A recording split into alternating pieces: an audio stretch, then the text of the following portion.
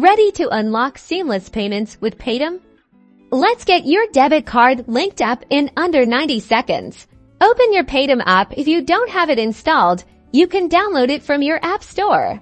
Once the app is open, tap on the profile icon, usually found in the top left corner of the screen.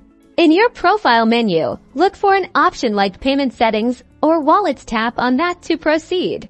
Now, you'll see different payment methods. Find and tap on the option to add debit card or manage cards. This is where you'll enter your debit card details. Carefully input your 16-digit card number.